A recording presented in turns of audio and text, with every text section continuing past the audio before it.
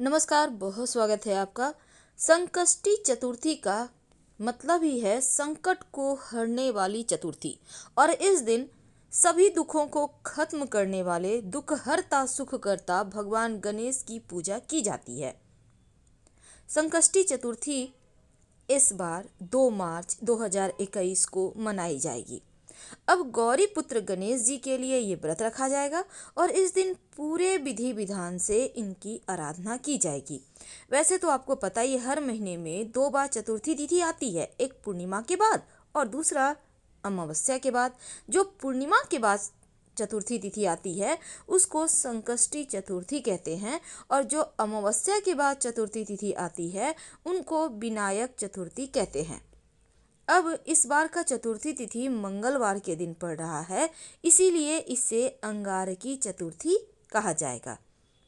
वैसे तो हर महीने संकष्टी चतुर्थी आती है, लेकिन फाल्गुन के महीने की कृष्ण पक्ष की चतुर्थी का महत्व बहुत ज़्यादा है और इस बार फाल्गुन माह के संकष्टी चतुर्थी 2 मार्च को है, जिसको हम इस संकष्टी को द्विजप्रिय संकष्टी के नाम से भी जानते हैं। इस बार संकष्टी चतुर्थी की तिथि का शुभ मुहूर्त है 2 मार्च 2021 मंगलवार के दिन और सुबह 5:46 से शुरू होगा और चतुर्थी तिथि समाप्त होगा 3 मार्च बुधवार की रात 2:59 पर। यानी 2 मार्च को ही आपको पूजा करना है। अब संकष्टी चतुर्थी का अर्थ है संकट को हरने वाला चतुर्थी और इस दिन सभी दुखों को खत्म करने वाले भगवान गणेश की पूजा की जाएगी। मान्यता है कि अगर पूरे विधि विधान से गणेश जी की पूजा की जाए तो जीवन में कभी कोई संकट परेशानी परेशान कर ही नहीं सकता। तो कैसे करेंगे पूजा? देखिए, सुबह सुबह सबसे पहले तो स्नान वगैरह करें, सूर्योदय के पहले उठ जाएं, स्नान कर लें। अब अपने घर की साफ सफाई तो आप करके ही नहाइएगा।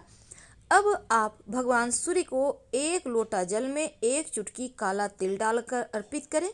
फिर इसके बाद अपने घर में आप गणेश जी के सामने बैठ जाएं पूजा स्थान पे। उत्तर दिशा की तरफ मुंह करके भगवान गणेश की पूजा करें। आप पूर्व दिशा की तरफ भी फेस कर सकते हैं।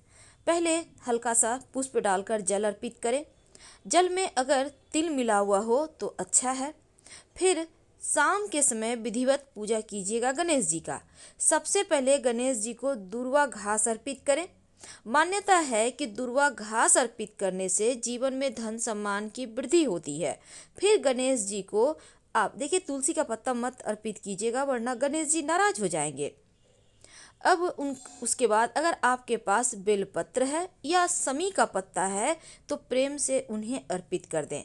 फिर तिल से बने लड्डू का या मोदक का भोग लगाइए। उन्हें लाल गुड़हल का पुष्प या आक का पुष्प अर्पित करें। इसके बाद चंद्रमा को अर्घ्य दें।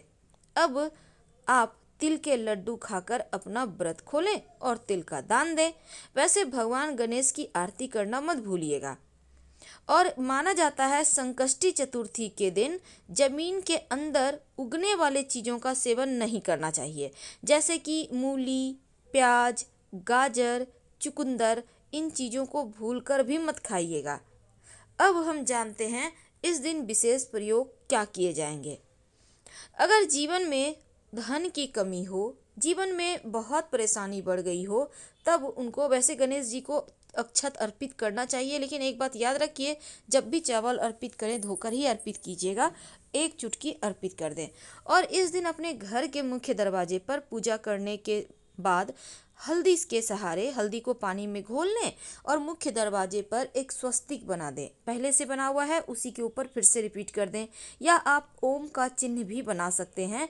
ये आपके घर को, आपके घर में रहने वाले लोगों को हर तरह की बाधाओं से बचाएगा, सुरक्षा कवच देगा। अब चूंकि इस बार की संकष्टी चतुर्थी के दिन गणेश जी की पूजा करने का विशेष विधान है, तो ऐसे में इस दिन अगर कोई आपकी मन्नत है, मनोकामना है, तो गणेश जी के चरणों में मौली धागा थोड़ा सा आप अर्पित करें और बाद में उठाकर अपनी कलाई में बांध लें।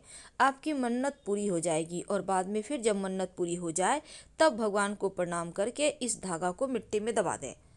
अब चतुर्थी तिथि के दिन गणेश जी को एक सुपारी और एक लौंग जरूर अर्पित कीजिएगा। और जब भी किसी खास काम से जाएं तो लौंग और सुपारी को आप अपने साथ लेकर जाएं। लौंग को खा लें और सुपारी वापस आने के समय गणेश जी के पास रख दें। आपकी मन्नत पूरी हो जाएगी। इस दिन विशेष प्रयोग किए जाते हैं। अगर जीवन में आपको धन हानि बार बार परेशान करे, तब गणेश जी के सामने 2 खड़ी हल्दी की गांठ अर्पित कर दें। अब इन हल्दी की गांठ को गणेश जी के पास ही पीले कपड़े पे अर्पित करें और बांधकर वहीं साइड में रख दें। आपके जीवन की जो धन हानि है वो समाप्त हो जाएगी। अगर पीला कपड़ा नया ना हो तो फिर आप पीले धागे के सहारे भी बांध कर रख सकते हैं। चंदन जरूर अर्पित कीजिएगा। जीवन में शीतलता बढ़ेगी, यानी मन आपका शांत रहेगा। जब आप गणेश जी की आरती करेंगे तो या तो घी का दिया जलाइए, उसमें लौंग डालकर, या फिर आप कपूर जलाकर उसमें 2 लौंग डालकर फिर गणेश जी की आरती करें। तो इससे आपके जीवन के हर कष्ट, हर बाधाएं समाप्त हो जाती है। विशेष मनोकामनाओं की पूर्ति के लिए गणेश चतुर्थी के दिन एक छोटा सा प्रयोग किया जाता है।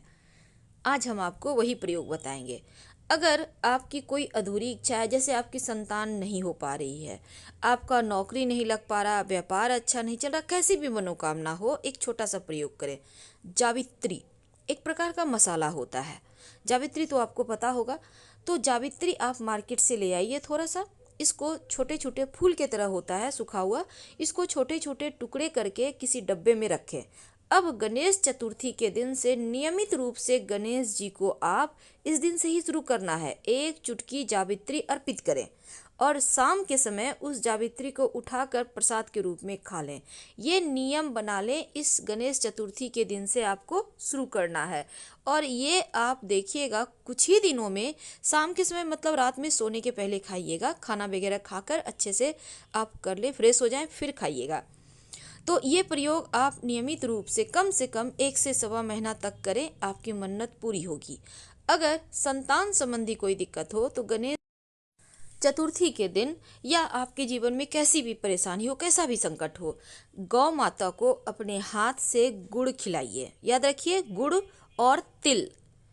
तो तिल और गुड़ जब आप गौ माता की खिलाएं, उसके बाद छूकर उनको आप अपनी मन्नत कहें, उनको प्रणाम करें। आपकी मन्नत अति शीघ्र पूरी होगी।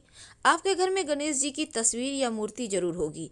गणेश जी के माथे पर एक मोर पंख लगा दें। जीवन के हर परेशानी, हर बाधाएं खुद ब खुद समाप्त हो जाएगी। आपको वो परेशानी छू भी नहीं पाएगी। तो गणेश चतुर्थी के दिन छोटे छोटे प्रयोग किए जाते हैं, आप भी करें। अगर कोई विशेष मनोकामना पूर्ण करने की बात हो तो गणेश जी को 27 लौंग लाल धागे में गूंथ कर उनको पहना दें, तो आपकी मन्नत पूरी होती है। हम आपसे विदा लेते हैं। अगर जानकारी अच्छी लगे तो लाइक कर सब्सक्राइब करें। हर हर महादेव।